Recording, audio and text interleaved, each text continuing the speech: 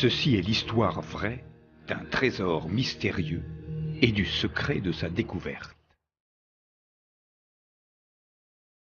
C'est aussi l'aventure de quelques hommes qui ont cru en leur fortune avant de finir traqués comme des pilleurs d'épaves. Nous, on a trouvé des monnaies de Néron, Adrien, 1er siècle,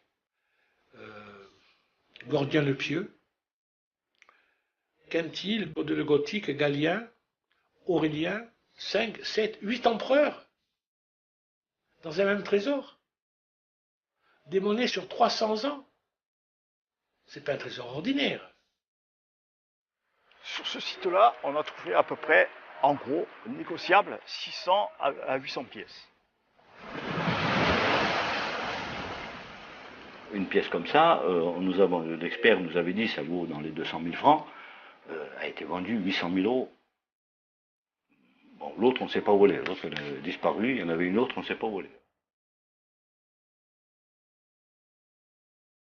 C'est un ensemble qui a une grande importance historique et numismatique parce qu'il vient combler des vides dans une période où finalement on ne connaissait que fort peu de monnaie d'or. Le trésor est et restera sans doute pour très longtemps l'un des trésors, sinon le trésor monétaire le plus important au monde. Ce qui fait l'intérêt du trésor, ce n'est pas uniquement sa valeur, parce que ce sont des objets exceptionnels, c'est bien évidemment toute la possibilité qu'il nous donne de raconter une petite histoire dans la grande histoire d'Europe.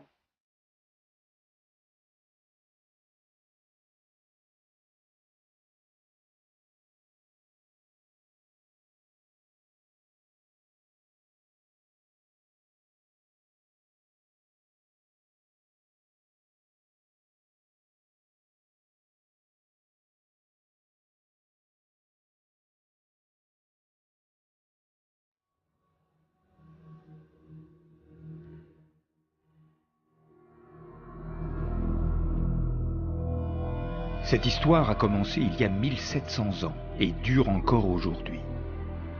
Au IIIe siècle de notre ère, l'Empire romain est en pleine crise. Ses frontières s'effondrent sous les coups des invasions barbares, la Gaule se rebelle, les légions se divisent, proclament ou tuent les empereurs au gré de la fortune des armes.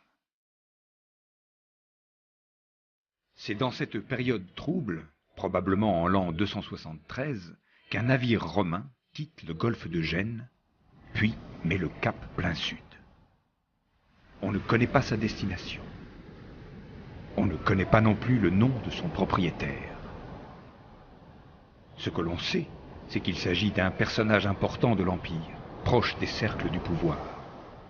L'homme est immensément riche, car il emporte avec lui dans la cale du navire une grande quantité d'objets précieux et des centaines de pièces d'or. Arrivé au large de la Corse, alors colonie romaine, le navire subit une fortune de mer dont la nature reste un mystère. Tempête, incendie, attaque de pirates. La seule certitude de cette histoire, c'est que ce fabuleux trésor n'arrivera jamais à bon port. Il sombrera dans les eaux corses et disparaîtra de la mémoire des hommes jusqu'à un jour de l'année 1985, plus de 17 siècles plus tard. C'est alors un nouveau chapitre qui s'ouvre, celui d'un roman d'aventure. En cette belle journée de fin d'été, la chance sourit à Marc Cottoni, jeune plongeur d'Ajaccio, parti à la pêche aux oursins dans une crique sauvage derrière les îles Sanguinaires. Dans quelques mètres d'eau seulement, quelque chose de scintillant attire son attention.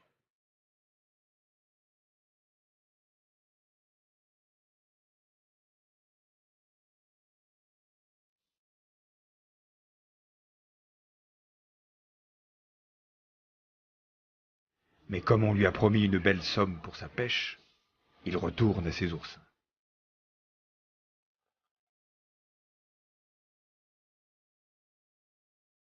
Cela se passe à quelques encablures de la plage du golfe de Lava, où ce soir on l'attend pour l'oursinade.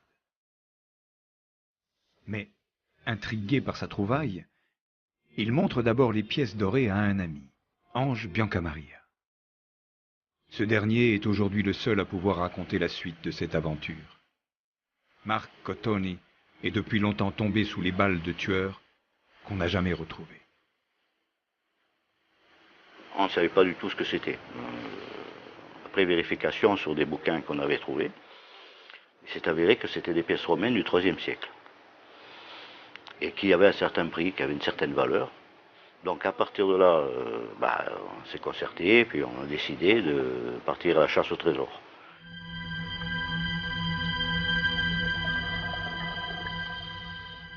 Dans les semaines qui suivent, sans ébruiter leurs trouvailles, les deux amis continuent à ramasser les pièces d'or par dizaines. Mais ces monnaies aussi lourdes que mystérieuses commencent à leur brûler les doigts. Ils profitent de ce magot inespéré pour mener grand train. Ils en vendent quelques-unes à Ajaccio, sous le manteau, à faible prix, puis font la tournée des bars, jouent au casino, rejoints par Félix Biancamaria, le frère d'Ange. 24, 28, 30, 40, 43. Aujourd'hui, Félix ne joue plus avec les pièces d'or, mais à l'époque, il aimait miser gros. Sa fortune a fondu depuis qu'il avait décroché le jackpot en se rendant il y a 28 ans chez un numismate parisien. Monsieur Vinchon, c'était un expert, un numismate, qui était très connu sur la place, en Europe, hein, donc il faisait des ventes un peu partout. Il me reçoit dans son cabinet, et il regarde les pièces avec son machin.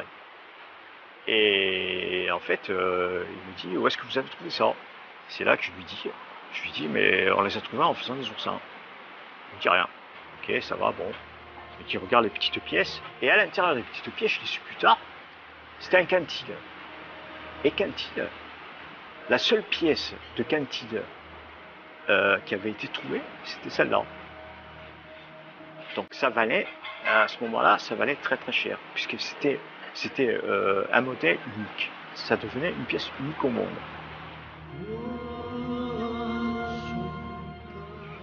Je dis alors, on fait quoi? Elle me dit, vous bougez pas. Je descends dans la salle de coffre et je reviens. Et je ressors de son cabinet avec 80 millions de centimes de l'époque. Et après, c'est la valse des billets, on comptait plus, quoi. Et toute la Corse en parlait. Et donc, tous les gens, plus ou moins dégourdis ou plongeurs, essayaient d'avoir des renseignements sur cette histoire. José Chiappe est un plongeur et un chasseur. Il ne mettra pas longtemps à remonter la piste qui mène à la crique aux pièces d'or. Mais la grande majorité des monnaies dispersées sur le fond, celle facile à trouver, a déjà disparu, ramassée par l'équipe des Biancamaria. Avec son ami Michael Olmeta, José Chiappe doit utiliser des moyens plus importants. Et pas seulement sous l'eau.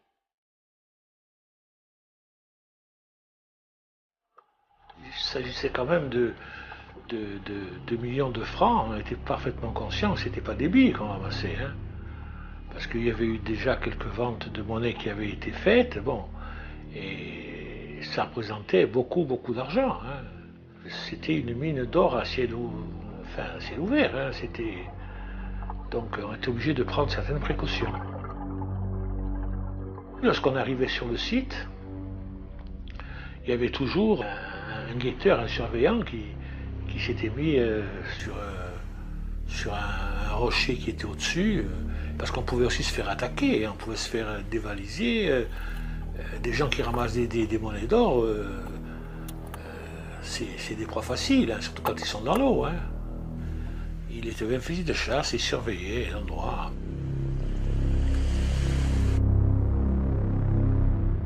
Les deux équipes se partagent le territoire sans qu'il y ait de casse ou mort d'homme. Mais leur appétit augmente. L'or et les sommes folles leur font tourner la tête. Les frères Biancamaria décident alors de tenter un gros coup pour tirer le maximum de leurs plus belles pièces. La vente avait été organisée sur les conseils d'un expert qui s'appelait Vinchon à Paris et qui nous dit il n'y a pas de problème, on peut faire une vente aux enchères à Monaco et qui nous prend 18 pièces d'or. Et c'est de là qu'à partir de ce jour-là, tout est parti en fait. Quelque temps après, on a un article dans le journal, en gros titre, l'or de lave en vente à Monaco. Et ben là, l'enfer a commencé.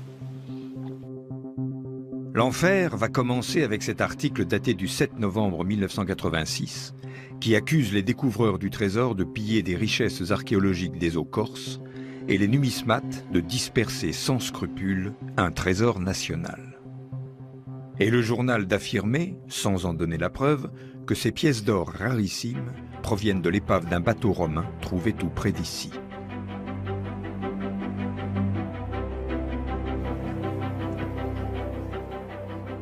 C'est sur le même type de navire, quoique de taille plus modeste, que navigue aujourd'hui Patrice Pommet, passionné d'histoire de l'architecture navale et directeur de l'archéologie sous-marine à l'époque de la découverte. À la barre de cette réplique d'un bateau de l'Antiquité qu'il vient de construire, il se rappelle avec précision comment la nouvelle du journal corse a éveillé la curiosité des autorités et est devenue une affaire d'État. Je reçois un coup de téléphone de la sous-direction de l'archéologie et donc le ministère de la Culture me demandait des informations sur ce trésor monétaire parce qu'il était signalé comme le trésor de lava provenant d'une épave sous-marine. J'ai fait prendre par le cabinet du ministre de la Culture un arrêté de classement d'une des monnaies qui était mise en vente à Monaco, et le fait même de classer la monnaie interdisait son exportation à l'étranger, donc interdisait sa présence dans la vente aux enchères de Monaco, et du coup ça a tout annulé. Et une enquête a été diligentée par la gendarmerie d'Ajaccio. Les gendarmes corses partent alors à la chasse au trésor, ou plus précisément, de ses pilleurs. Mais l'enquête s'annonce difficile. Le dossier, mince. Lieu exact et date du crime inconnu, pas de suspect, ce n'est qu'une suite d'énigmes. Puis, une nuit, le téléphone retentit à la gendarmerie et une voix qui requiert l'anonymat porte à la connaissance de l'officier de garde. En ce qui concerne le trésor de lave dont le journal a parlé, je vous donne les noms des personnes impliquées dans cette affaire. Bianca Maria, avenue de Kennedy, Marc Cotoni, pompier, Michael Olmeta, fabricant de tenues de plongée, Chiappe José, employé à la DASS. Plus d'une dizaine de personnes ont été interpellées hier par le groupement de gendarmerie d'Ajaccio dans le cadre de l'affaire de Lave. Les gendarmes ont agi sur commission rogatoire délivrée par le parquet d'Ajaccio. Une information a en effet été ouverte pour cette affaire et certaines personnes pourraient être inculpées de détournement et recel d'épaves maritimes. D'autre part, les pièces mises en vente puis retirées de la vente la semaine dernière à Monaco ont été saisies par le parquet d'Ajaccio à Paris. Au terme de leur garde à vue, 8 plongeurs corses et 2 numismates parisiens sont mis en examen, puis remis en liberté. Les gendarmes connaissent maintenant l'endroit d'où viennent les pièces d'or. Commence alors le dernier épisode de l'histoire mystérieuse du trésor de Lava, où les enquêtes policières et historiques vont se poursuivre en parallèle, se croiser, se compléter. La question qui est posée par le trésor de Lave, c'est pour un historien, c'est une question magnifique. C'est une question magnifique parce qu'on est devant un ensemble archéologique extraordinairement riche, qui pose des problèmes extraordinairement importants, puisqu'on le retrouve dans une zone à mi-chemin entre la mer et la terre ou dans une zone côtière rocheuse, dans un lieu où, a priori, il n'a aucune raison d'être. À mes yeux, il n'a aucune raison d'être là. Et s'il est là, cela veut bien dire qu'il s'est produit un certain nombre de choses extrêmement importantes et que ces choses importantes, eh bien, nous, les historiens, nous devons essayer de les découvrir, de les comprendre et essayer de les analyser. En 1986, l'enquête historique commence par la recherche de l'épave effectuée par les archéologues du Drasme sous la direction de Patrice Pommet. En compagnie des gendarmes, ils plongent dans la crique au trésor, explore les environs, s'aventure dans les failles et les grottes.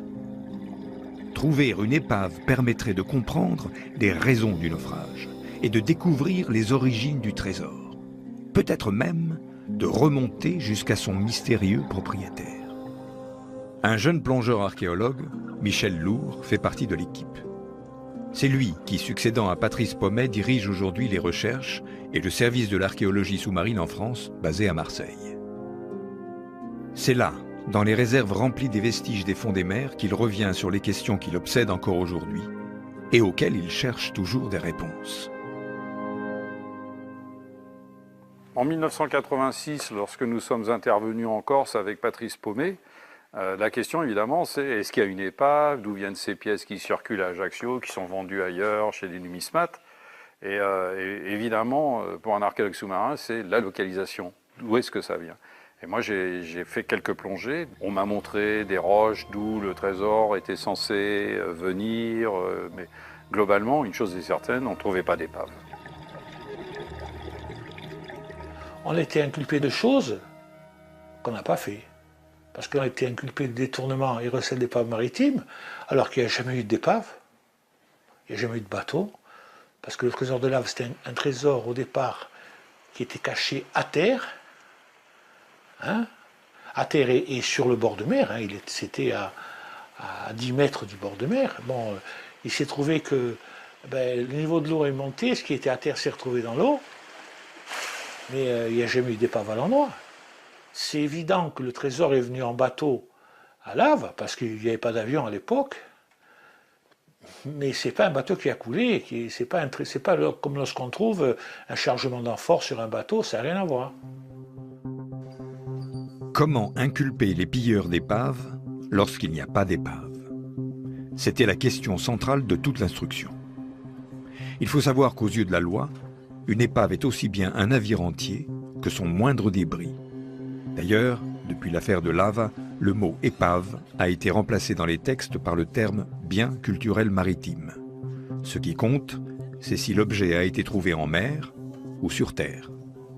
À la différence des découvertes à terre, où l'État, le propriétaire du terrain et l'inventeur peuvent avoir des droits particuliers sur l'objet découvert, les biens culturels découverts en mer relèvent de l'autorité et appartiennent à l'État. Alors qu'est-ce que c'est les biens culturels maritimes? C'est tous les objets qui présentent un intérêt historique, archéologique ou artistique, et c'est une notion très large. Ça veut dire quasiment depuis l'aube de l'humanité jusqu'à une date très récente.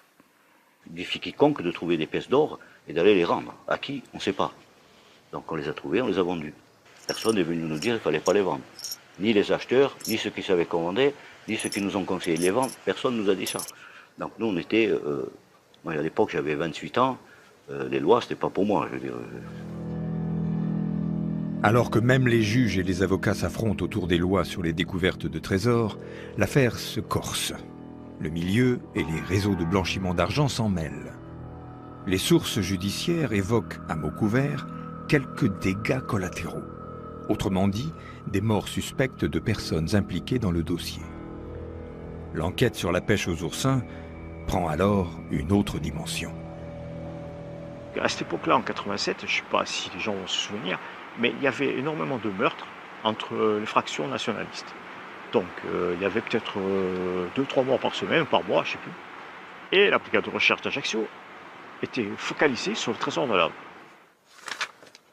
Je pense qu'il y a eu à peu près dans cette affaire 300 personnes qui ont plus ou moins été en garde à vue. On a contrôlé tous les comptes, on a fait toutes les banques, enfin, on fait la totale.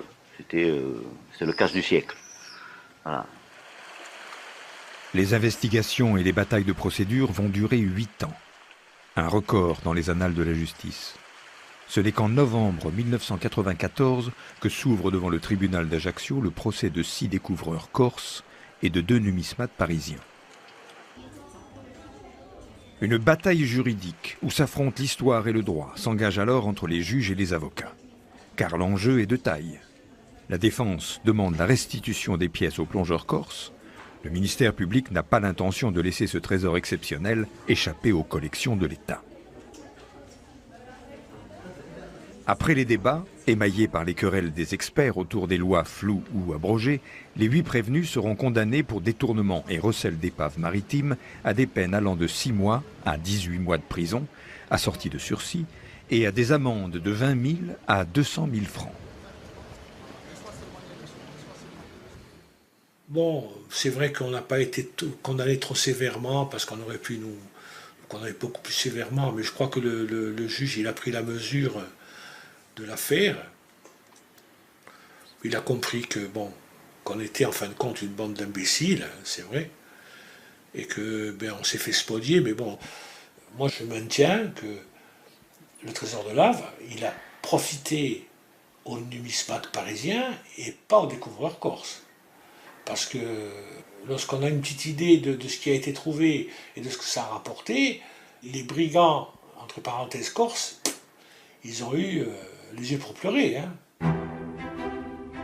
À Paris, c'est dans le quartier de la Bourse qu'est concentré le commerce de l'or et des monnaies anciennes. Les offres alléchantes s'affichent aux devantures et dans les vitrines des boutiques fréquentées par des collectionneurs du monde entier. C'est contre ceux qui ont trempé dans l'affaire de Lava que les découvreurs, ou les pilleurs corses, gardent une solide animosité. Ils auraient été mal conseillés, voire spoliés par certains, qui leur auraient acheté au poids des pièces soi-disant abîmées avant de les revendre des fortunes. Il n'y a pas que les chercheurs de trésors que l'or enfièvre. 2 numismates parmi les plus réputés seront condamnés pour recel. Aucun ne souhaite aujourd'hui évoquer ses souvenirs, ni dévoiler ce côté sensible et obscur de l'affaire.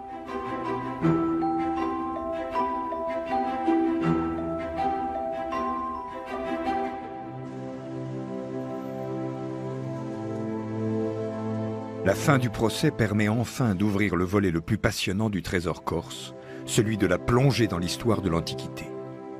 Depuis longtemps, les spécialistes attendaient que les pièces d'or gardées sous les scellés de la justice soient mises à leur disposition. Déposées au cabinet des médailles de la Bibliothèque nationale de France, les pièces de Lava sont étudiées sous tous leurs aspects. Trop précieuses, entourées du contexte juridique et sulfureux de leur découverte, elles sont préservées du regard du public et c'est une chance exceptionnelle de pouvoir les contempler. Le trésor de Lava est un trésor assez exceptionnel parce qu'il est l'un des grands ensembles que nous connaissions pour cette période, par ailleurs peu documentée, de la crise de l'Empire, de la deuxième moitié du IIIe siècle. Ici, c'est un trésor qui s'arrête au début des années 270. Cette période des années 250 à 280 après Jésus-Christ, c'est une période de très grands troubles, d'une période de très grande crise dans l'Empire romain. Donc, c'est une période extrêmement favorable à l'enfouissement de trésors parce qu'il y a beaucoup de troubles, mais très curieusement, on avait jusqu'à présent fort peu de trésors de monnaie d'or. Et le trésor contient, on en voit ici quelques exemples, non seulement les pièces d'or courantes, ce qu'on appelle l'aureus, hein, la pièce dorée à Rome, mais contient aussi de magnifiques multiples de plusieurs oreilles qui ont une qualité en plus artistique tout à fait manifeste. Hein. Ça, c'est un médaillon de l'empereur Galien, tout à fait remarquable par sa qualité esthétique, évidemment d'une grande valeur également commerciale et comme numéraire à l'époque, avec au revers un type monétaire qui n'était pas connu avant le trésor de Lava, où on voit les mains jointes symbolisant la concorde dans une couronne de laurier, et c'est marqué « la concorde du peuple romain et de l'armée ». Chaque découverte de monnaie d'or de quelque importance pour cette période nous apporte des éléments totalement inédits et je dirais même imprévisibles.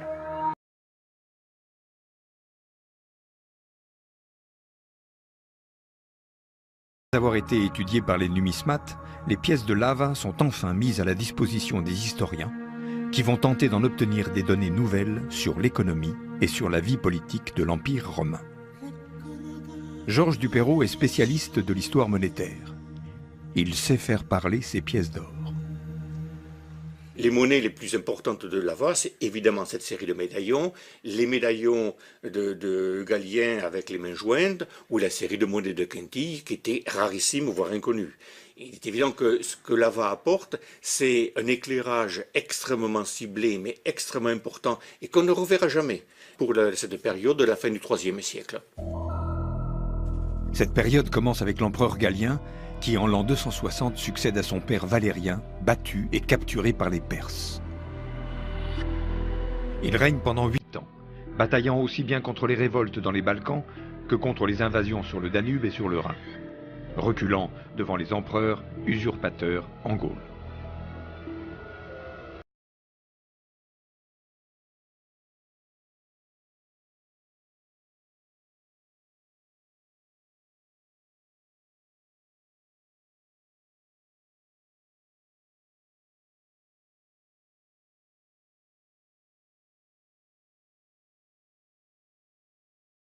Espagne sous son administration, puis a récupéré les provinces perdues à l'Est en y battant les envahisseurs goths, d'où son surnom, Claude le Gothique. À sa mort, c'est son frère Quintille qui lui succède. Mais les légions le jugent trop jeune et éloigné de ses troupes qui se battent contre les barbares dans les vastes plaines du Danube. Elles se révoltent contre lui, lui préférant un commandant aguerri. Quintille, empereur éphémère ayant régné quelques semaines seulement, choisit de se donner la mort. Son rival victorieux, Aurélien, proclamé empereur par ses soldats, entreprend alors la reconquête de la Gaule et la reconstruction de l'Empire. Nous sommes dans les années 250-270 et nous sommes au moment où l'empereur Aurélien prend le pouvoir, puisque la monnaie la plus récente du trésor, c'est une des premières monnaies qui a été frappée lorsqu'Aurélien a été reconnu à la fois par les légions et à la fois par le Sénat comme étant le nouvel empereur de Rome. L'Empire sort de pratiquement un demi-siècle de guerre civile. Elles ont ruiné l'Empire. Elles ont donné l'occasion aux envahisseurs de rentrer dans l'Empire, parce que les légions n'étaient plus sur les frontières. Donc il s'agit à la fois, et c'est important pour Aurélien, de restaurer la monnaie, de faire des réformes monétaires, mais également de pacifier l'Empire et de recréer l'administration. On ne recrée pas l'administration sans recréer de la monnaie, parce que recréer de la monnaie, c'est créer l'impôt. Créer l'impôt, c'est pouvoir dépenser, et pouvoir dépenser, c'est restaurer l'Empire. Sans Aurélien, il n'y a pas la reconstruction d'Empire, il n'y a pas la reconstruction d'un empire chrétien, il n'y a pas le fondement de nos sociétés médiévales et de nos sociétés modernes. Dans notre système monétaire actuel, le billet le plus important est un billet de 500 €. Ça pourrait correspondre, grosso modo, à un auréus d'Aurélien. Nous avons dans ce trésor des multiples, de 8, parfois 8 auréis. C'est exactement comme si la Banque centrale émettait des pièces, ou des billets plutôt, valant 8 ou 10 fois le billet de 500 €. Mettons des billets à 4 000, 5 000, 10 000 €. Et donc nous accédons via l'AVA à la volonté réelle de l'empereur de distribuer des sommes spécifiques, mais également de se mettre en valeur lui-même avec une iconographie particulière. Donc l'un des règnes relativement bien représentés dans le trésor de l'AVA, autour de 89 exemplaires, est le règne de l'empereur Claude, dont on voit ici le nom, Claudius. Et ce qui est remarquable dans ces séries monétaires, c'est la manière dont le graveur a fait le portrait de cet empereur, avec un buste très haut en relief, un visage extrêmement expressif, des traits tout à fait identifiables. Donc on voit ici le front proéminent, le nez, la barbe aussi, qui renvoie à la vertu du soldat qui passe son temps à combattre les barbares. Et ce qui est également tout à fait spectaculaire, ce sont les éléments qu'on voit ici sur la cuirasse. Cette cuirasse qui montre la vertu de cet empereur Claude II, qui était un empereur soldat issu du rang de l'état-major. Et on voit en particulier ici les pans du manteau général qu'on appelle le paludamentum, un manteau de couleur pourpre. Ici, des éléments de protège-épaule de la cuirasse. Et enfin, sur l'épaule gauche, un attribut également tout à fait important des empereurs, il s'agit de l'égide, qui lui permet de bénéficier de la protection des dieux. Vraiment, le trésor de l'AVA, c'est quelque chose d'exceptionnel. C'est exceptionnel parce que les médaillons et les monnaies d'or distribuées aux très hauts fonctionnaires sont rarissimes. Et ce qui est important, c'est de retrouver toutes les monnaies pour bien comprendre ce qui s'est passé à la cour impériale, pour bien comprendre l'histoire du propriétaire et pour bien comprendre la circulation monétaire, parce qu'on n'en aura jamais d'autres. Retrouver toutes les pièces vendues clandestinement, c'est devenu l'obsession de Michel Lourd depuis que le volet judiciaire de l'affaire a été refermé. Un peu trop vite à son goût. Les 83 monnaies saisies lui semblent être une maigre prise par rapport à la quantité estimée du trésor. Plus de 1000 pièces.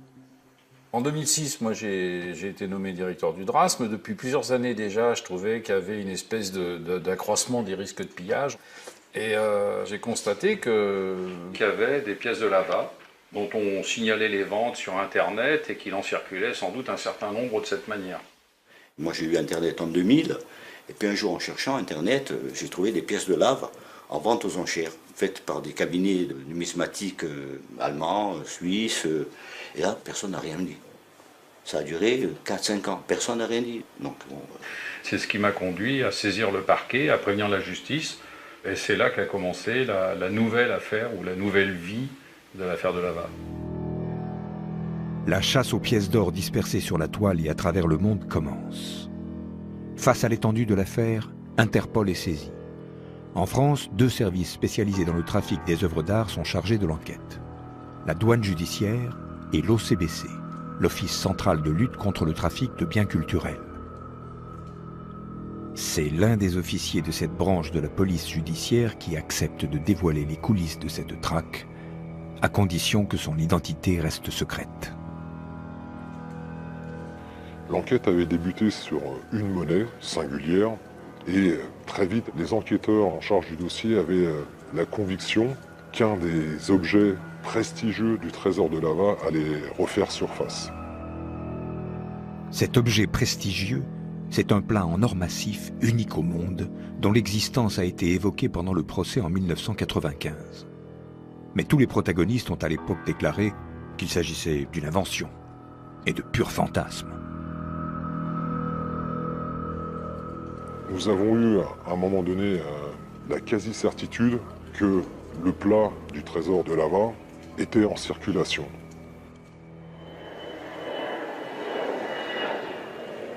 Il a fait le tour du monde, là, le plat. Il est allé un peu partout.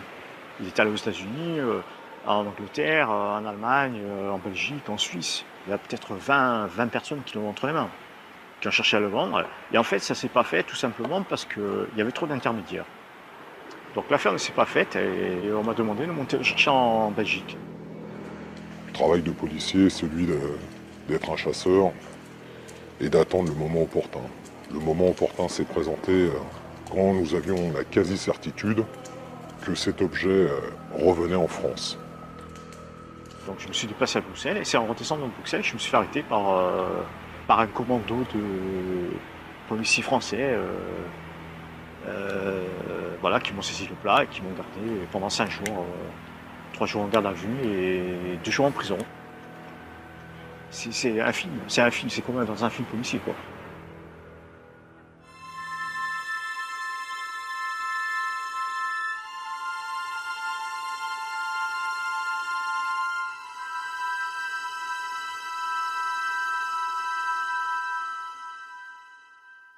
C'est un objet qui a été produit dans le cours de la seconde moitié du IIIe siècle après Jésus-Christ. Je pense que c'est le 7e objet de cette nature, et non pas le 7e plat, le 7e objet en or que l'on connaisse pour la période. Et en tout cas, pour sa forme, pour son décor, il est unique au monde. Il pèse un peu moins de 900 grammes. On voit qu'il y a dessous un anneau de préhension. Donc il a subi évidemment quelques dommages, hein, puisqu'on voit qu'il est ovalisé. Actuellement, les chiffres que les spécialistes nous donnent pour estimer la valeur d'un tel objet, c'est entre 1,5 million d'euros et 6 ou 7 millions d'euros. Le plat s'ornait à l'origine d'un médaillon à l'effigie de l'empereur Galien, arraché par les pilleurs, revendu à lui seul une fortune. Ce médaillon prouve que le plat a été fabriqué sur ordre spécifique de cet empereur pour récompenser une personnalité exceptionnelle de ses services. L'objet mythique, disparu pendant 17 siècles, a donc été tenu en main par Galien, qui l'avait remis à un dignitaire mystérieux avant que ce dernier ne s'embarque sur un navire dont l'épave gît peut-être encore dans les eaux corses. Qu'est-ce qu'un ensemble aussi central fait dans une région aussi marginale? Je n'ai pas d'explication, je dirais, de type policier. Je ne crois pas que ce soit lié au mauvais temps. Moi, je pense que c'est un bateau qui s'est arrêté, qui a déposé ces choses et qui, visiblement, n'est jamais venu le reprendre. On n'a trouvé aucune épave dans les environs ou trace d'épave permettant de justifier d'un naufrage. Cette hypothèse n'est pas partagée par le patron de l'archéologie sous-marine, qui dispose d'un tout nouveau navire de recherche, l'André Malraux. Première destination, le golfe de Lava. Personne n'a jamais prouvé qu'il y ait une épave directement connectée à l'histoire du trésor de Lava, mais personne n'a jamais prouvé le contraire. Ça justifie donc pour nous d'envisager une prospection systématique en tirant des profils assez proches les uns des autres pour vérifier s'il n'y a pas sur le fond un bateau. Le problème, c'est que la mer est immense, que les hypothèses, on peut en échafauder pendant des dizaines d'années parce que toutes sont plus séduisantes les unes que les autres, parce que finalement, elles ne sont pas rattachées à un fait précis, donc elles permettent de rêver.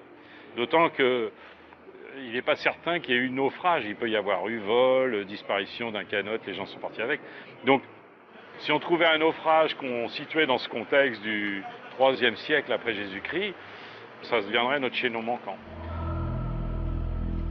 Les recherches effectuées auparavant par faible profondeur n'ayant rien donné, l'équipe décide d'emblée d'utiliser toute la technologie du bateau.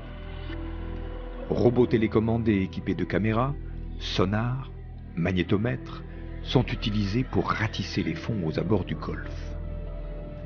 Et une question hante les chercheurs.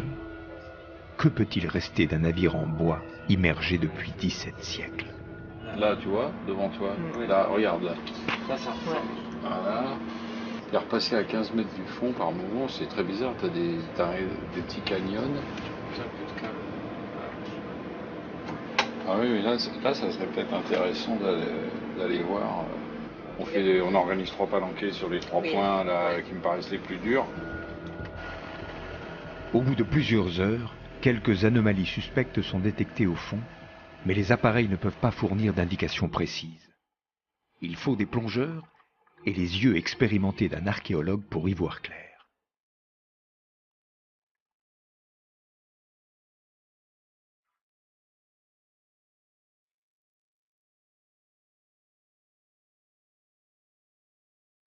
Les recherches sont vite limitées par le temps dans des profondeurs qui dépassent les 50 mètres.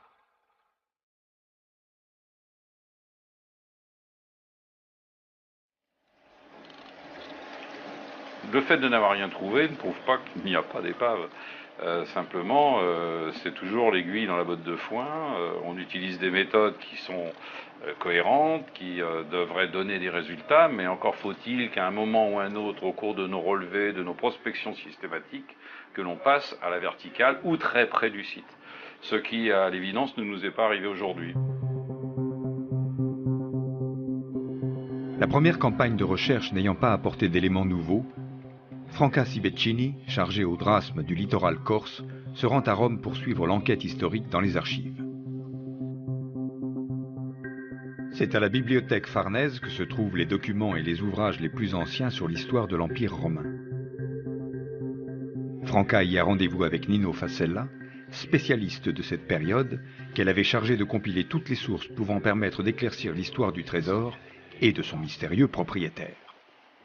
Nel nostro caso, ad esempio, il lotto più antico che fa parte della composizione del tesoro è costituito probabilmente da un donativo ricevuto dal nostro personaggio nel 262-263 in occasione dei decennali dell'impero di Gallien. Sicuramente doveva essere già un funzionario civile o più probabilmente militare. Si arricchisce velocemente, probabilmente non è un membro di una famiglia patrizia, perché nel tesoro noi non abbiamo ritrovato oggetti personali come argenterie, gioielli di famiglia. Si tratta quindi di un personaggio non di origine nobile che si arricchisce soltanto grazie alla sua carriera e che comunque contribuisce a darci l'idea dell'identikit del personaggio, che quindi ebbe una carriera rapida, veloce. È possibile che quello che poi fu il suo ultimo viaggio fosse un viaggio di trasferimento verso un nuovo incarico che era stato destinato in un'altra regione del Mediterraneo e che quindi lui abbia portato con sé anche tutte le ricchezze che aveva accumulato. Certo, tu hai un'idea. Beh, diciamo che è estremamente difficile attribuire un nome al proprietario del tesoro. Tuttavia qualche possibilità c'è, ad esempio. Giulio Placidiano potrebbe essere per certi aspetti un buon nome per il nostro identikit, perché si tratta di un personaggio leale all'impero, perlomeno sin dal tempo di Claudio Goti, ed ebbe una folgorante carriera come il nostro personaggio. E lui quando muore cosa ha fatto? Giulio Placidiano praticamente sappiamo che divenne ben presto prefetto del Pretorio e poi console nel 273 d.C. e di lui non si sa più niente dopo il 273. Potrebbe essere semplicemente una coincidenza. In ogni caso si tratta comunque di un mystère estremamente affascinante. Aucune image ne nous est parvenue de ce Julius Placidianus, propriétaire hypothétique du trésor mystérieux. Mais qui sait, son buste se trouve peut-être dans un musée, parmi d'innombrables statues de dignitaires romains anonymes, et peut-être qu'un jour on retrouvera sa trace.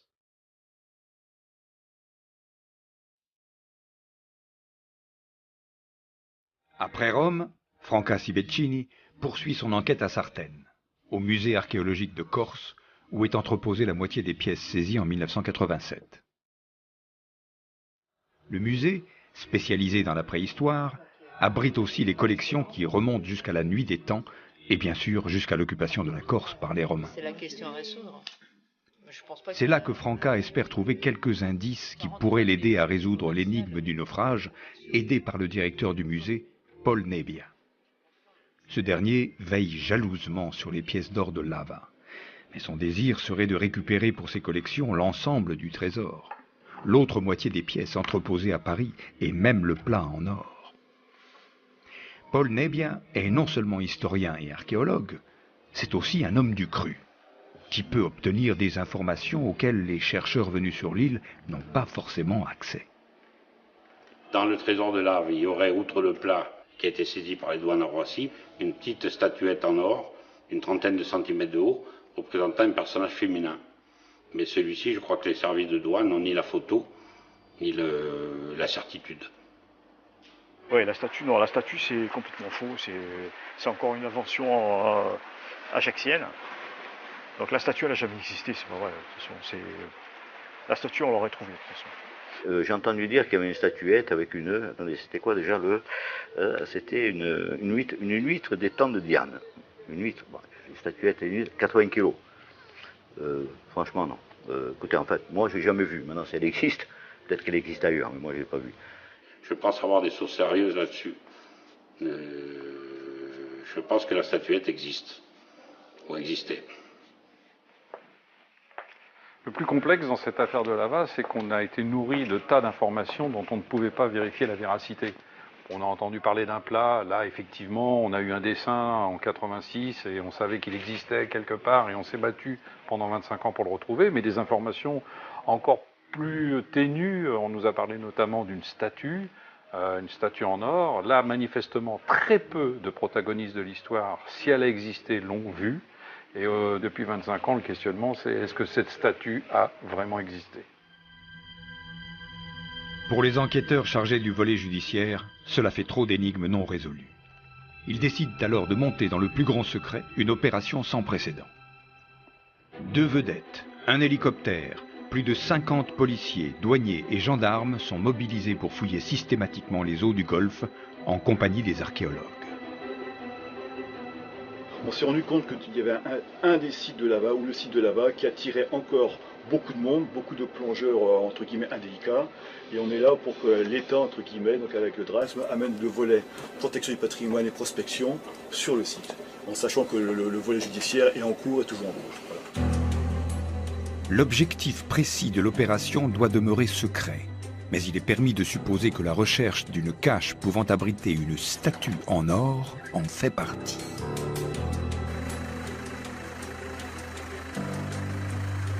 Le but ici, c'est quasiment le but central de l'opération, c'est qu'à la suite de l'enquête qui a été menée par la police judiciaire et les douanes depuis maintenant pratiquement 2 ans, un certain nombre d'informations ont été recueillies, dont certaines convergent vers cette roche qui semble plus particulièrement intéresser un certain nombre de ceux qui ont pillé le site de Lava. Et du même coup, on manifeste le même intérêt que ceux-là. Notre souhait, là, maintenant, c'est de purger le site de cette hypothèque archéologique, la possibilité qu'il y ait du mobilier de Lava sous cette roche. En tout cas, ça lèvera le doute, et pour eux et pour nous, je dirais. Mais pour nous, c'est essentiel de ne pas arriver les derniers.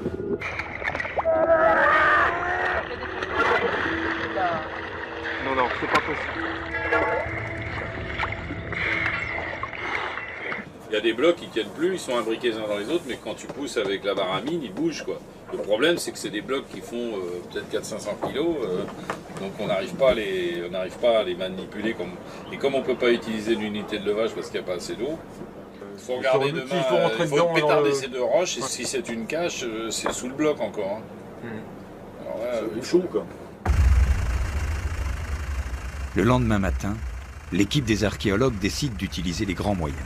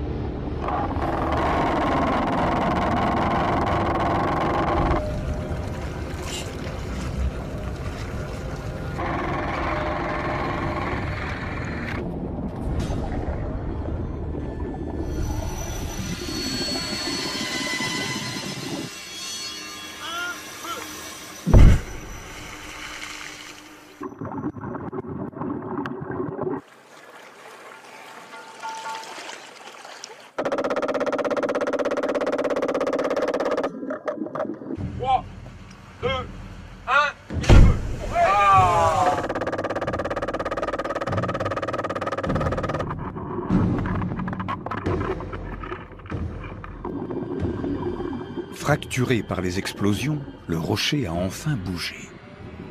L'information recueillie par l'enquête se révèle exacte.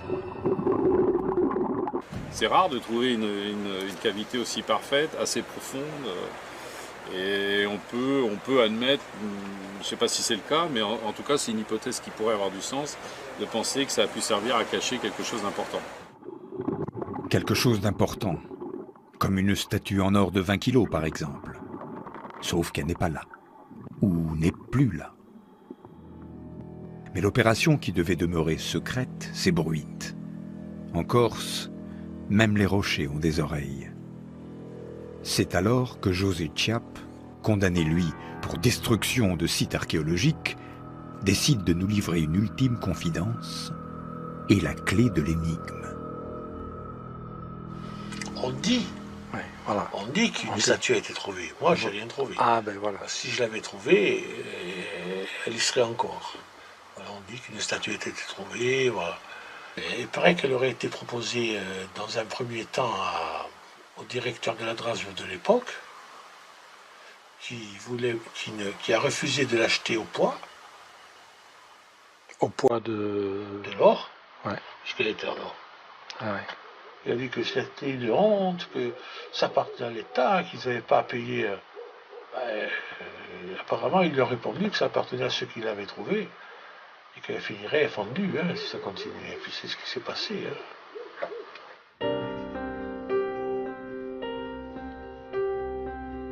On découvre, c'est tragique, que l'objet a disparu, quoi. C'est mortel, il a tenu peut-être 2000 ans et d'un coup, on découvre qu'on le reverra jamais.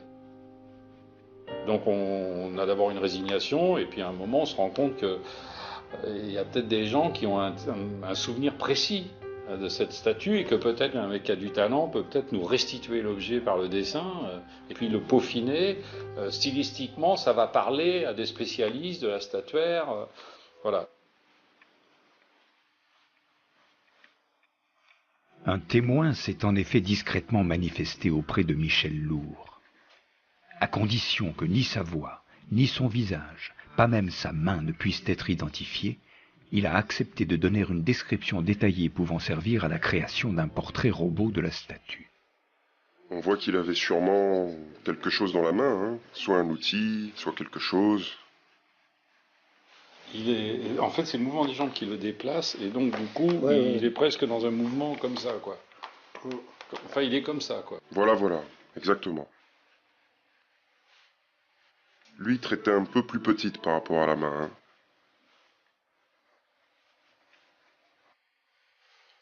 Vous l'avez vu quand, la dernière fois, cette statue? Eh ben, il y a une 30aine d'années. Ben, vous êtes sûr de votre souvenir, là? Oui, tout à fait. C'est des choses qu'on n'oublie pas, ça. C'est parfait. Elle était exactement comme ça. Donc on est là aujourd'hui dans cette enquête qui qui suit l'enquête de police, qui est parallèle, qui se croise avec. Et moi, je me dis, voilà, c'est tant qu'il y a une once de mémoire, il faut la sauvegarder. Et alors, elle passait où? Elle dû passer dans les dents des gens d'Ajaccio, hein, parce que l'or, ça se vend au mécanicien dentiste. En plus, c'est de l'or natif, c'est de l'or pur. Les bonhommes, il y a beaucoup de clients hein, pour acheter. Voilà. Alors, il y a les sourires dans Ajaccio? Ah, il y a beaucoup de dents en or qui viennent du trésor de l'Arve, apparemment. Ça.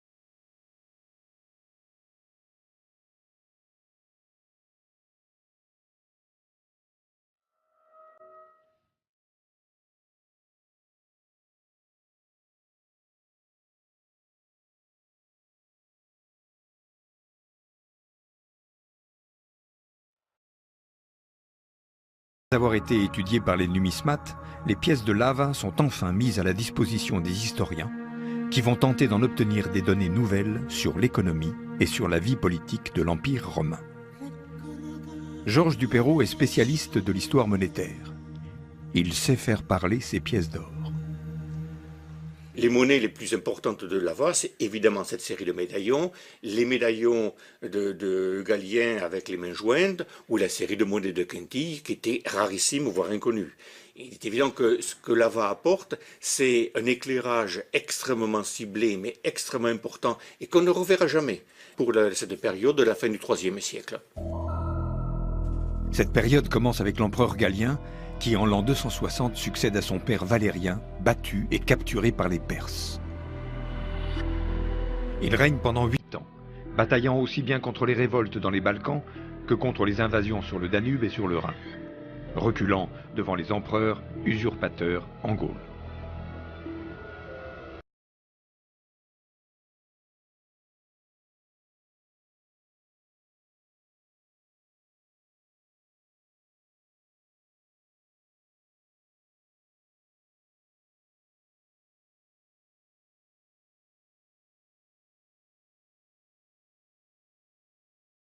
Espagne sous son administration, puis a récupéré les provinces perdues à l'Est en y battant les envahisseurs goths, d'où son surnom, Claude le Gothique. À sa mort, c'est son frère Quintille qui lui succède. Mais les légions le jugent trop jeune et éloigné de ses troupes qui se battent contre les barbares dans les vastes plaines du Danube. Elles se révoltent contre lui, lui préférant un commandant aguerri. Quintille, empereur éphémère ayant régné quelques semaines seulement, choisit de se donner la mort. Son rival victorieux, Aurélien, proclamé empereur par ses soldats, entreprend alors la reconquête de la Gaule et la reconstruction de l'Empire. Nous sommes dans les années 250-270 et nous sommes au moment où l'empereur Aurélien prend le pouvoir, puisque la monnaie la plus récente du trésor, c'est une des premières monnaies qui a été frappée lorsqu'Aurélien a été reconnu à la fois par les légions et à la fois par le Sénat comme étant le nouvel empereur de Rome. L'Empire sort de pratiquement un demi-siècle de guerre civile. Elles ont ruiné l'Empire.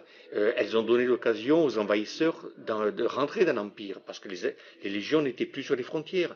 Donc il s'agit à la fois, et c'est important pour Aurélien, de restaurer la monnaie, de faire des réformes monétaires, mais également de pacifier l'Empire et de recréer l'administration. On ne recrée pas l'administration. Donc il s'agit à la fois, et c'est important pour Aurélien, de restaurer la monnaie, de faire des réformes monétaires, mais également de pacifier l'Empire et de recréer l'administration. On ne recrée pas l'administration sans recréer de la monnaie, parce que recréer de la monnaie, c'est créer l'impôt. Créer l'impôt, c'est pouvoir dépenser, et pouvoir dépenser, c'est restaurer l'Empire.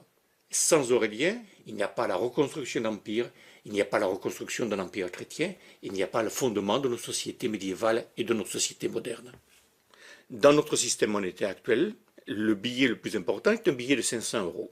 Ça pourrait correspondre, grosso modo, à un auréus d'Aurélien. Nous avons dans ce trésor des multiples, de 8, parfois 8 auréis. C'est exactement comme si la Banque centrale émettait des pièces, ou des billets plutôt, valant 8 ou 10 fois le billet de 500 €. Mettons des billets à 4 000, 5 000, 10 000 €. Et donc nous accédons, via l'AVA, à la volonté réelle de l'empereur de distribuer des sommes spécifiques, mais également de se mettre en valeur lui-même avec une iconographie particulière. Donc l'un des règnes relativement bien représentés dans le trésor de l'AVA, autour de 89 exemplaires, est le règne de l'empereur Claude, dont on voit ici le nom, Claudius. Et ce qui est remarquable dans ces séries monétaires, c'est la manière dont le graveur a fait le portrait de cet empereur, avec un buste très haut en relief, un visage extrêmement expressif, des traits tout à fait identifiables. Donc on voit ici le front proéminent, le nez, la barbe aussi, qui renvoie à la vertu du soldat, qui passe son temps à combattre les barbares.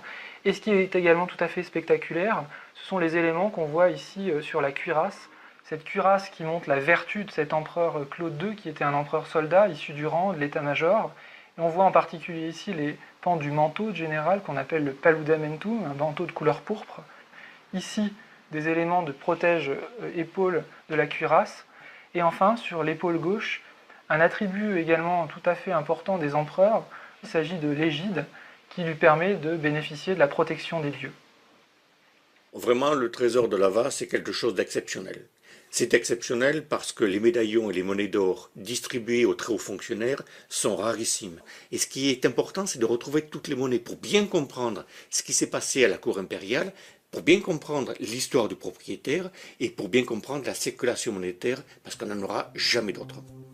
Retrouver toutes les pièces vendues clandestinement, c'est devenu l'obsession de Michel Lourd depuis que le volet judiciaire de l'affaire a été refermé. Un peu trop vite à son goût. Les 83 monnaies saisies lui semblent être une maigre prise par rapport à la quantité estimée du trésor. Plus de 1000 pièces. En 2006, moi j'ai été nommé directeur du Drasme. Depuis plusieurs années déjà, je trouvais qu'il y avait une espèce Jusqu'à l'occupation de la Corse par les Romains. C'est la question à résoudre. C'est là que Franca espère trouver quelques indices qui pourraient l'aider à résoudre l'énigme du naufrage, aidé par le directeur du musée, Paul Nebbia. Ce dernier veille jalousement sur les pièces d'or de l'Ava. Mais son désir serait de récupérer pour ses collections l'ensemble du trésor, l'autre moitié des pièces entreposées à Paris et même le plat en or. Paul Nebbia est non seulement historien et archéologue, c'est aussi un homme du cru, qui peut obtenir des informations auxquelles les chercheurs venus sur l'île n'ont pas forcément accès. Dans le trésor de l'Arve, il y aurait, outre le plat qui a été saisi par les douanes à Roissy, une petite statuette en or, une trentaine de centimètres de haut, représentant un personnage féminin. Mais celui-ci, je crois que les services de douane n'ont ni la photo, ni la certitude.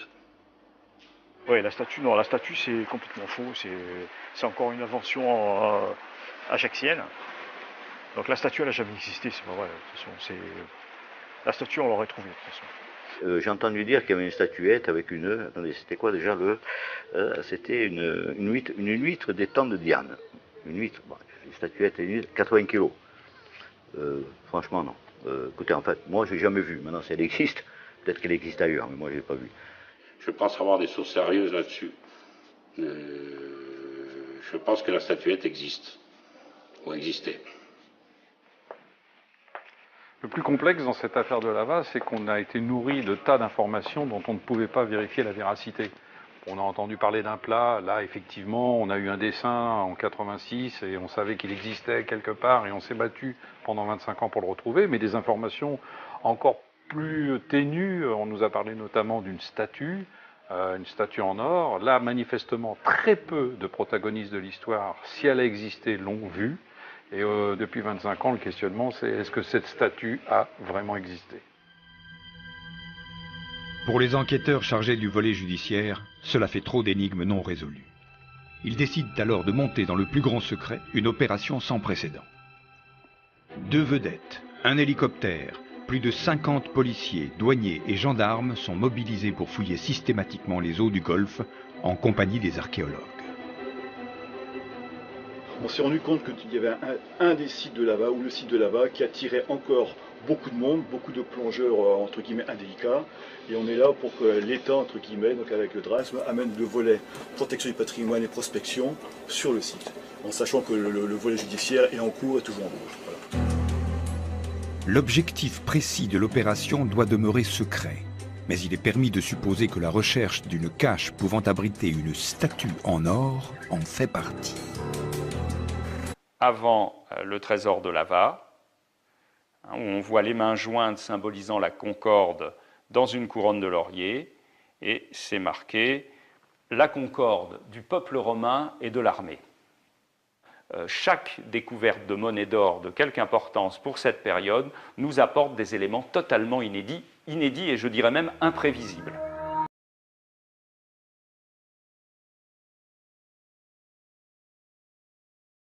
Après avoir été étudiées par les numismates, les pièces de lava sont enfin mises à la disposition des historiens qui vont tenter d'en obtenir des données nouvelles sur l'économie et sur la vie politique de l'Empire romain.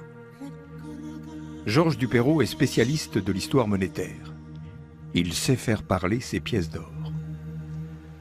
Les monnaies les plus importantes de Lava, c'est évidemment cette série de médaillons, les médaillons de Galien avec les mains jointes, ou la série de monnaies de Quintilles, qui étaient rarissimes, voire inconnues.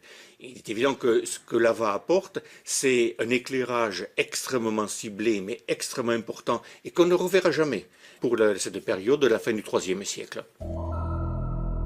Cette période commence avec l'empereur Galien, qui en l'an 260 succède à son père Valérien, battu et capturé par les Perses. Il règne pendant 8 ans, bataillant aussi bien contre les révoltes dans les Balkans que contre les invasions sur le Danube et sur le Rhin, reculant devant les empereurs usurpateurs en Gaule.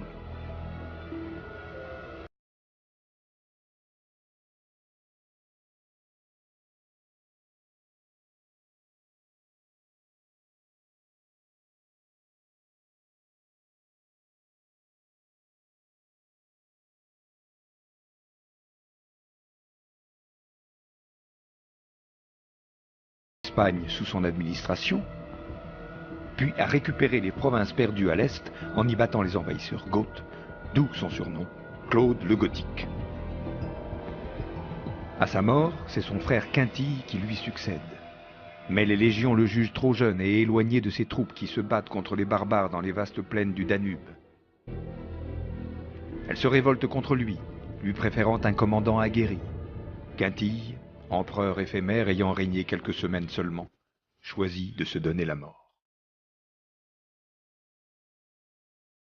Son rival victorieux, Aurélien, proclamé empereur par ses soldats, entreprend alors la reconquête de la Gaule et la reconstruction de l'Empire. Nous sommes dans les années 250-270 et nous sommes au moment où l'empereur Aurélien prend le pouvoir, puisque la monnaie la plus récente du trésor, c'est une des premières monnaies qui a été frappée lorsqu'Aurélien a été reconnu à la fois par les légions. Pour un historien, c'est une question magnifique. C'est une question magnifique parce qu'on est devant un ensemble archéologique extraordinairement riche, qui pose des problèmes extraordinairement importants, puisqu'on le retrouve dans une zone à mi-chemin entre la mer et la terre, ou dans une zone côtière rocheuse, dans un lieu où, a priori, il n'a aucune raison d'être. À mes yeux, il n'a aucune raison d'être là. Et s'il est là, cela veut bien dire qu'il s'est produit un certain nombre de choses extrêmement importantes, et que ces choses importantes, eh bien, nous, les historiens, nous devons essayer de les découvrir, de les comprendre et essayer de les analyser. En 1986, l'enquête historique commence par la recherche de l'épave, effectuée par les archéologues du Drasme sous la direction de Patrice Pommet. En compagnie des gendarmes, ils plongent dans la crique au trésor, explorent les environs, s'aventurent dans les failles et les grottes. Trouver une épave permettrait de comprendre les raisons du naufrage et de découvrir les origines du trésor, peut-être même de remonter jusqu'à son mystérieux propriétaire. Un jeune plongeur archéologue, Michel Lourd, fait partie de l'équipe. C'est lui qui, succédant à Patrice Pommet, dirige aujourd'hui les recherches et le service de l'archéologie sous-marine en France, basé à Marseille. C'est là, dans les réserves remplies des vestiges des fonds des mers, qu'il revient sur les questions qui l'obsèdent encore aujourd'hui et auxquelles il cherche toujours des réponses. En 1986, lorsque nous sommes intervenus en Corse avec Patrice Pommet, la question évidemment c'est est-ce qu'il y a une épave, d'où viennent ces pièces qui circulent à Ajaccio, qui sont vendues ailleurs, chez des numismates. Et évidemment, pour un archéologue sous-marin, c'est la localisation. D'où est-ce que ça vient? Et moi, j'ai fait quelques plongées. On m'a montré des roches d'où le trésor était censé venir. Mais globalement, une chose est certaine, on ne trouvait pas d'épave. On a été inculpé de choses qu'on n'a pas fait. Parce qu'on a été inculpé de détournement et recel d'épave maritime, alors qu'il n'y a jamais eu d'épave. Il n'y a jamais eu de bateau. Parce que le trésor de lave, c'était un trésor au départ qui était caché à terre. Hein, à terre et sur le bord de mer, hein, c'était à 10 mètres du bord de mer. Bon, il s'est trouvé que le niveau de l'eau est monté, ce qui était à terre s'est retrouvé dans l'eau, mais il n'y a jamais eu d'épave à l'endroit. C'est évident que le trésor est venu en bateau à lave, parce qu'il n'y avait pas d'avion à l'époque, mais ce n'est pas un bateau qui a coulé, c'est pas comme lorsqu'on trouve un chargement d'amphore sur un bateau, ça n'a rien à voir. Comment inculper les pilleurs d'épaves et du secret de sa découverte? C'est aussi l'aventure de quelques hommes qui ont cru en leur fortune avant de finir traqués comme des pilleurs d'épaves. Nous, on a trouvé des monnaies de Néron, Adrien, 1er siècle, Gordien le Pieux, Quintil, le Gothique, Galien, Aurélien, 5, 7, 8 empereurs dans un même trésor. Des monnaies sur 300 ans. C'est pas un trésor ordinaire. Sur ce site-là, on a trouvé à peu près, en gros, négociable, 600 à 800 pièces. Une pièce comme ça, l'expert nous avait dit, ça vaut dans les 200 000 francs, a été vendue 800 000 euros. Bon, l'autre, on ne sait pas où elle est. L'autre, elle a disparu. Il y en avait une autre, on ne sait pas où elle est.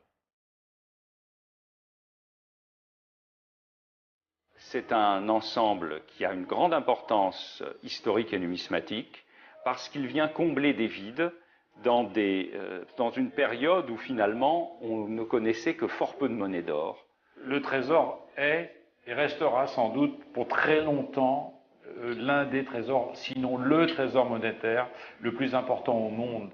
Ce qui fait l'intérêt du trésor, ce n'est pas uniquement sa valeur, parce que ce sont des objets exceptionnels, c'est bien évidemment toute la possibilité qu'il nous donne de raconter une petite histoire dans la grande histoire d'Europe.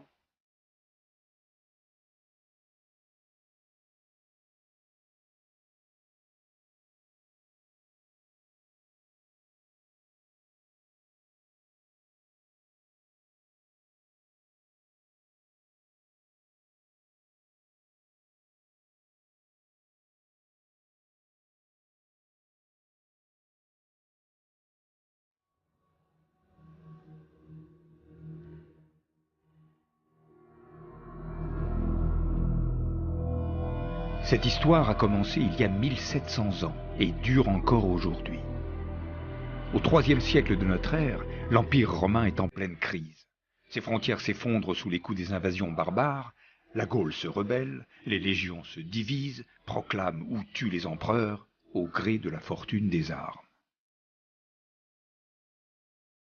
C'est dans cette période trouble, probablement en l'an 273, qu'un navire romain quitte le golfe de Gênes, puis met le cap plein sud. On ne connaît pas sa destination. On ne connaît pas non plus le nom de son propriétaire. Ce que l'on sait, une voix qui requiert l'anonymat porte à la connaissance de l'officier de garde. En ce qui concerne le trésor de lave dont le journal a parlé, je vous donne les noms des personnes impliquées dans cette affaire. Bianca Maria, avenue de Kennedy. Marc Cotoni, pompier. Michael Olmeta, fabricant de tenues de plongée. Chiappe José, employé à la DASS. Plus d'une dizaine de personnes ont été interpellées hier par le groupement de gendarmerie d'Ajaccio dans le cadre de l'affaire de Lave. Les gendarmes ont agi sur commission rogatoire délivrée par le parquet d'Ajaccio. Une information a en effet été ouverte pour cette affaire et certaines personnes pourraient être inculpées de détournement et recel d'épaves maritimes. D'autre part, les pièces mises en vente puis retirées de la vente la semaine dernière à Monaco ont été saisies par le parquet d'Ajaccio à Paris. Au terme de leur garde à vue, 8 plongeurs corses et 2 numismates parisiens sont mis en examen, puis remis en liberté. Les gendarmes connaissent maintenant l'endroit d'où viennent les pièces d'or. Commence alors le dernier épisode de l'histoire mystérieuse du trésor de Lava, où les enquêtes policières et historiques vont se poursuivre en parallèle, se croiser, se compléter. La question qui est posée par le trésor de Lave, c'est pour un historien, c'est une question magnifique. C'est une question magnifique parce qu'on est devant un ensemble archéologique extraordinairement riche, qui pose des problèmes extraordinairement importants, puisqu'on le retrouve dans une zone à mi-chemin entre la mer et la terre ou dans une zone côtière rocheuse, dans un lieu où, a priori, il n'a aucune raison d'être. À mes yeux, il n'a aucune raison d'être là. Et s'il est là, cela veut bien dire qu'il s'est produit un certain nombre de choses extrêmement importantes, et que ces choses importantes, eh bien, nous, les historiens, nous devons essayer de les découvrir, de les comprendre et essayer de les analyser. En 1986, l'enquête historique commence par la recherche de l'épave effectuée par les archéologues du Drasme sous la direction de Patrice Pommet. En compagnie des gendarmes, ils plongent dans la crique au trésor, explorent les environs, s'aventurent dans les failles et les grottes. Trouver une épave permettrait de comprendre les raisons du naufrage et de découvrir les origines du trésor, peut-être même de remonter jusqu'à son mystérieux propriétaire. Un jeune plongeur archéologue, Michel Lourd, fait partie de l'équipe. C'est lui qui, succédant à Patrice Pommet, dirige aujourd'hui les recherches et le service de l'archéologie sous-marine en France, basé à Marseille. C'est là, dans les réserves remplies des vestiges des fonds des mers, qu'il revient sur les questions qui l'obsèdent encore aujourd'hui et auxquelles... Le 7e objet en or que l'on connaisse pour la période, et en tout cas, pour sa forme, pour son décor, il est unique au monde. Il pèse un peu moins de 900 grammes, on voit qu'il y a dessous un anneau de préhension, donc il a subi évidemment quelques dommages, puisqu'on voit qu'il est ovalisé. Actuellement, les chiffres que les spécialistes nous donnent pour estimer la valeur d'un tel objet, c'est entre 1,5 million d'euros et 6 ou 7 millions d'euros. Le plat s'ornait à l'origine d'un médaillon à l'effigie de l'empereur Galien, arraché par les pilleurs, revendu à lui seul une fortune. Ce médaillon prouve que le plat a été fabriqué sur ordre spécifique de cet empereur pour récompenser une personnalité exceptionnelle de ses services. L'objet mythique, disparu pendant 17 siècles, a donc été tenu en main par Galien, qui l'avait remis à un dignitaire mystérieux avant que ce dernier ne s'embarque sur un navire dont l'épave gît peut-être encore dans les eaux corses. Qu'est-ce qu'un ensemble aussi central fait dans une région aussi marginale? Je n'ai pas d'explication, je dirais, de type policier. Je ne crois pas que ce soit lié au mauvais temps. Moi, je pense que c'est un bateau qui s'est arrêté, qui a déposé ces choses, et qui visiblement n'est jamais venu le reprendre. On n'a trouvé aucune épave dans les environs ou trace d'épave permettant de justifier d'un naufrage. Cette hypothèse n'est pas partagée par le patron de l'archéologie sous-marine, qui dispose d'un tout nouveau navire de recherche, l'André Malraux. Première destination, le golfe de Lava. Personne n'a jamais prouvé qu'il y ait une épave directement connectée à l'histoire du trésor de Lava, mais personne n'a jamais prouvé le contraire. Ça justifie donc pour nous d'envisager une prospection systématique en tirant des profils assez proches les uns des autres pour vérifier s'il n'y a pas sur le fond un bateau.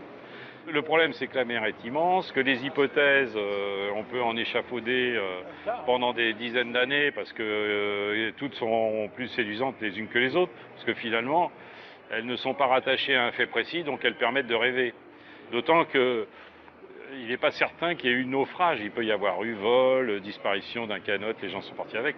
Donc, si on trouvait un naufrage qu'on situait dans ce contexte du IIIe siècle après Jésus-Christ, ça deviendrait notre chaînon manquant. Les recherches effectuées auparavant par faible profondeur n'ayant rien donné, l'équipe décide d'emblée d'utiliser toute la technologie du bateau. Robots télécommandés équipés de caméras, sonars, magnétomètres sont utilisés pour ratisser les fonds aux abords du golfe. Proviennent de l'épave d'un bateau romain trouvé tout près d'ici.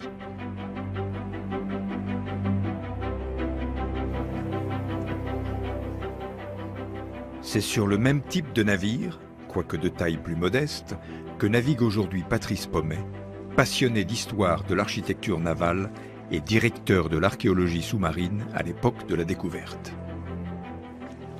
À la barre de cette réplique d'un bateau de l'Antiquité qu'il vient de construire, il se rappelle avec précision comment la nouvelle du journal corse a éveillé la curiosité des autorités et est devenue une affaire d'État.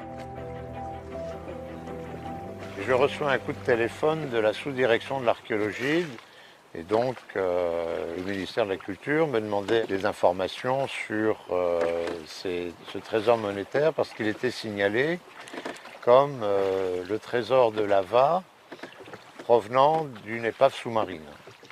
J'ai fait prendre par le cabinet du ministre de la Culture un arrêté de classement d'une des monnaies qui était mise en vente à Monaco, et le fait même de classer la monnaie interdisait son exportation à l'étranger, donc interdisait sa présence dans la vente aux enchères de Monaco, et du coup ça a tout annulé. Et une enquête a été diligentée par la gendarmerie d'Ajaccio. Les gendarmes corses partent alors à la chasse au trésor, ou plus précisément de ses pilleurs. Mais l'enquête s'annonce difficile. Le dossier, mince. Lieu exact et date du crime inconnu, pas de suspect, ce n'est qu'une suite d'énigmes.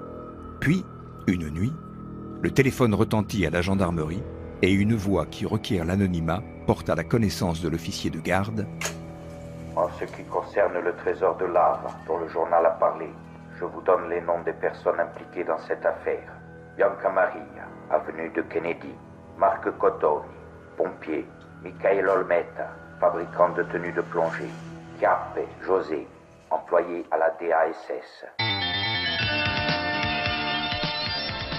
Plus d'une dizaine de personnes ont été interpellées hier par le groupement de gendarmerie d'Ajaccio dans le cadre de l'affaire de Lave. Les gendarmes ont agi sur commission rogatoire délivrée par le parquet d'Ajaccio.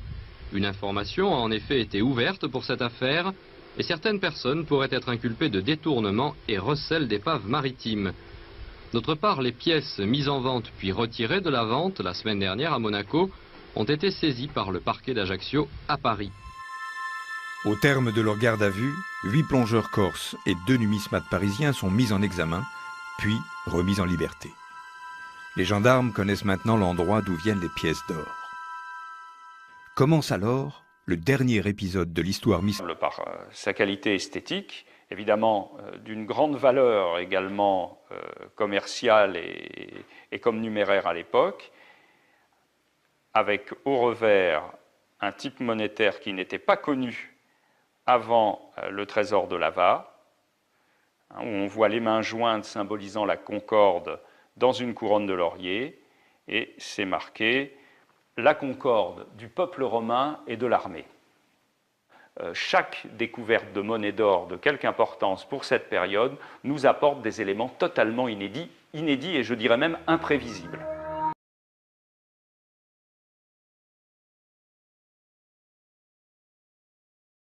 Après avoir été étudiées par les numismates, les pièces de lava sont enfin mises à la disposition des historiens qui vont tenter d'en obtenir des données nouvelles sur l'économie et sur la vie politique de l'Empire romain. Georges Duperrot est spécialiste de l'histoire monétaire. Il sait faire parler ses pièces d'or. Les monnaies les plus importantes de Lava, c'est évidemment cette série de médaillons, les médaillons de Galien avec les mains jointes, ou la série de monnaies de Quintilles, qui étaient rarissimes, voire inconnues. Il est évident que ce que Lava apporte, c'est un éclairage extrêmement ciblé, mais extrêmement important, et qu'on ne reverra jamais pour cette période de la fin du IIIe siècle. Cette période commence avec l'empereur Galien, qui en l'an 260 succède à son père Valérien, battu et capturé par les Perses. Il règne pendant 8 ans, bataillant aussi bien contre les révoltes dans les Balkans que contre les invasions sur le Danube et sur le Rhin, reculant devant les empereurs usurpateurs en Gaule.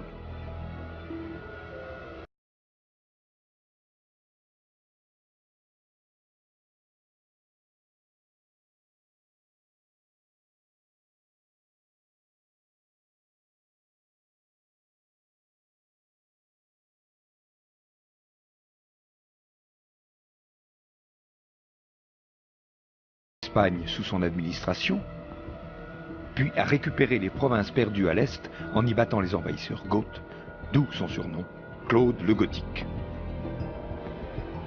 À sa mort, c'est son frère Quintille qui lui succède. Mais les légions le jugent trop jeune et éloigné de ses troupes qui se battent contre les barbares dans les vastes plaines du Danube. Elles se révoltent contre lui préférant un commandant aguerri. Quintille, empereur éphémère ayant régné quelques semaines seulement, choisit de se donner la mort. Son rival victorieux, Aurélien, proclamé empereur par ses soldats, entreprend alors la reconquête de la Gaule et la reconstruction de l'Empire. Nous sommes dans les années 250. Hai un'idea? Beh, diciamo che è estremamente difficile attribuire un nome al proprietario del tesoro. Tuttavia qualche possibilità c'è, ad esempio. Giulio Placidiano potrebbe essere per certi aspetti un buon nome per il nostro identikit, perché si tratta di un personaggio leale all'impero, perlomeno sin dal tempo di Claudio Gotti, ed ebbe una folgorante carriera come il nostro personaggio. E lui quando muore cosa ha fatto? Giulio Placidiano praticamente sappiamo che divenne ben presto prefetto del Pretorio e poi console nel 273 d.C. e di lui non si sa più niente dopo il 273. Potrebbe essere semplicemente una coincidenza.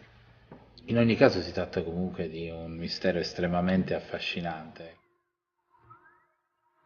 Aucune image ne nous est parvenue de ce Julius Placidianus, propriétaire hypothétique du trésor mystérieux. Mais qui sait? Son buste se trouve peut-être dans un musée, parmi d'innombrables statues de dignitaires romains anonymes, et peut-être qu'un jour on retrouvera sa trace.